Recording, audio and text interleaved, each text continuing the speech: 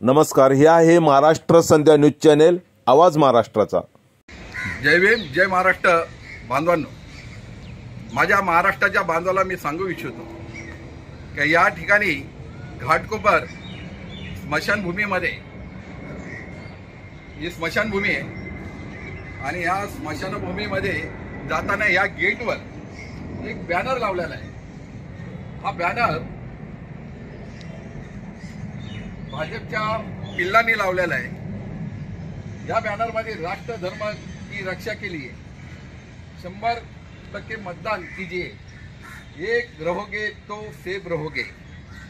म्हणजे हा बॅनर बघून असं वाटतं का हिंदू धोक्यामध्ये आहे।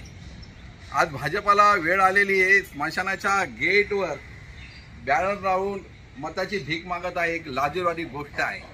आज भाजपाने या महाराष्ट्रामध्ये, या शिंदे गटाने या महाराष्ट्रामध्ये विकासाचं काही काम केलेलं आहे। भ्रष्टाचार वाढलाय, महागाई वाढली, बेरोजगार वाढलाय, शेतकरी आत्महत्या करत आहे। अशा पद्धतीने या महाराष्ट्राचं एक पूर्ण घातक काम केलेलं आहे महाराष्ट्रासाठी। आणि म्हणून आज भाजपाला एक लाजिरवाणी गोष्ट या ठिकाणी झालेली काय, हा बॅनर स्मशानामध्ये मैताला येताना, अंत्ययात्रेला येताना हा बॅनर दिसतोय।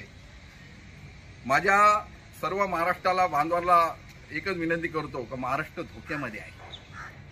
म्हणून हे लोक जाती जातीमध्ये झगडा लावायचा, दंगल लावायचा प्रयत्न करत आहे।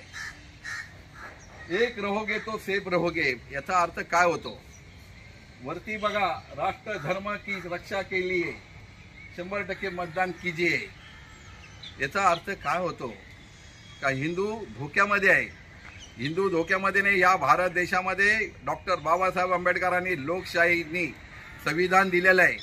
यामध्ये महाराष्ट्रामध्ये जर कोणी दंगा घडवत असेल तर त्याला 100% सजा भेटेल। परंतु महाराष्ट्र जनतेला मी एकच सांगू इच्छितो बांधवांनो, महाराष्ट्र धोक्यामध्ये आहे। आज जेवढे गद्दार गेलेले आहे त्या गद्दारांना पाडा आणि महाराष्ट्राची निष्ठा या पूर्ण भारत देशाला दाखवा का भाजप महाराष्ट्रामध्ये मोठ्या संख्येने हरत आहे आणि महाविकास आघाडीचं सरकार येत आहे। या बॅनरमुळे कळतं। हा बॅनर स्मशानाला लावलेला आहे, जिथे दुःखाचे लोक येतात। जरा पुढे या, या ठिकाणी दुःखात लोक असतात, त्या ठिकाणी भाजप असा प्रचार करतो। लाजिरवाणी गोष्ट आहे। या ठिकाणी बघा, ही बॉडी जळत आहे, स्मशान आहे।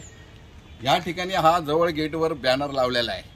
आज भाजपच्या महाराष्ट्र सरकार असताना त्यांनी कुठलाही विकासाचं काम केलेलं नाही।